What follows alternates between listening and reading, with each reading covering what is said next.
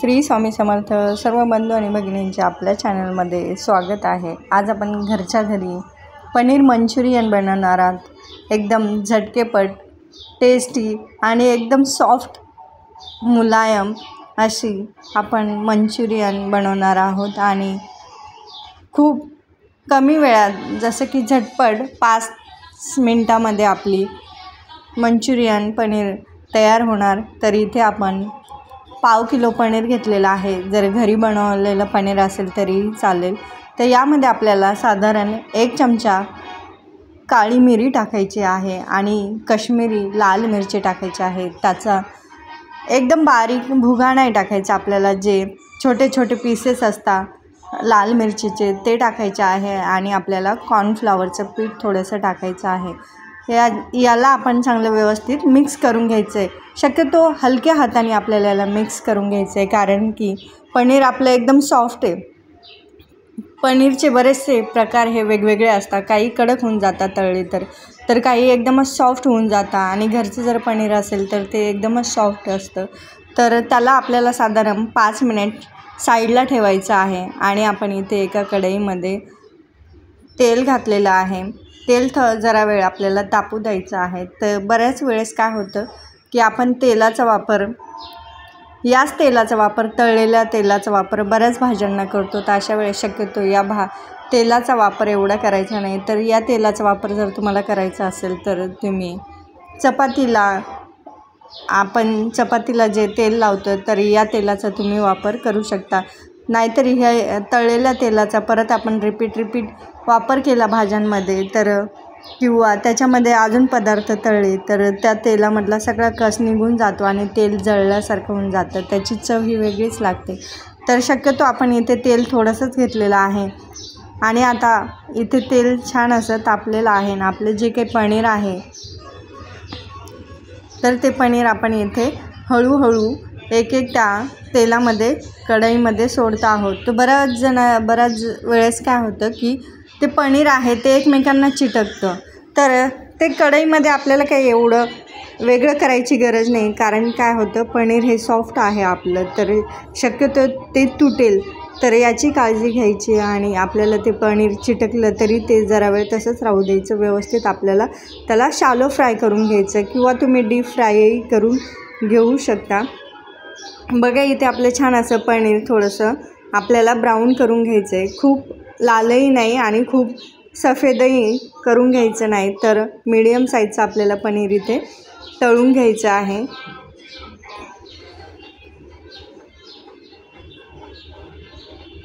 इथे छान असे आपले ब्राऊन कलरचे बघा इथे पनीर असे खरपूस छान दिसतात, ते एकदम व्यवस्थित आणि खरपूस दिसत आहेत। तर आपण ते आता काढून घेऊया आणि एका पातेल्यामध्ये आता आपल्याला टोमॅटो सॉस घ्यायचा।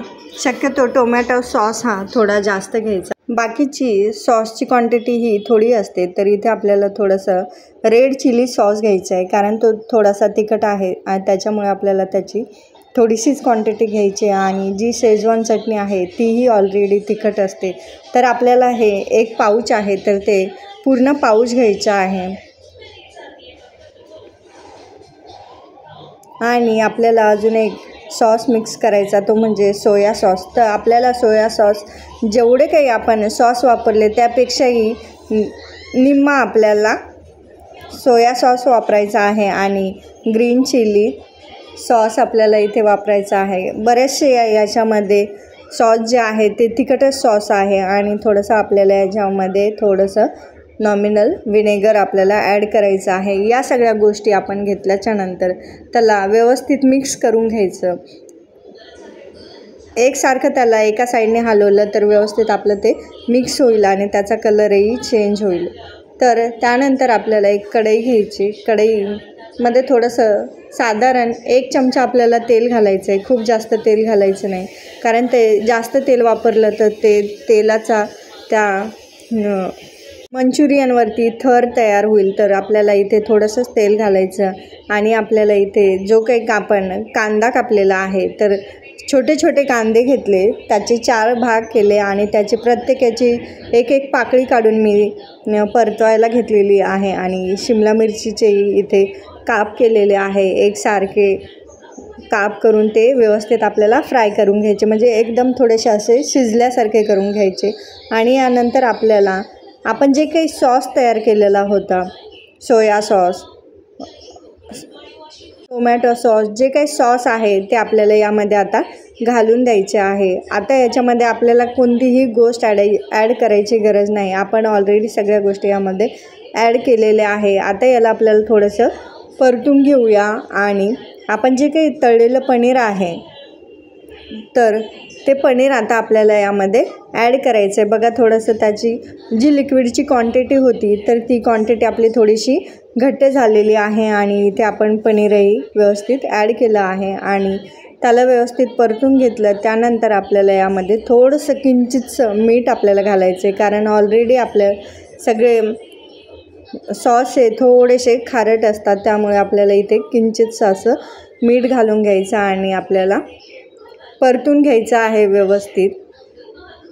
इथे बघा, एकदम सुंदर आणि बघत्या क्षणी असे खावंसं वाटणारं एकदम सुंदर आणि झणझणीत पनीर मंचुरियन आपलं इथे तयार झालेलं आहे. एकदम झटपट अशी प्रोसेस आणि 5 मिनटात साधारण.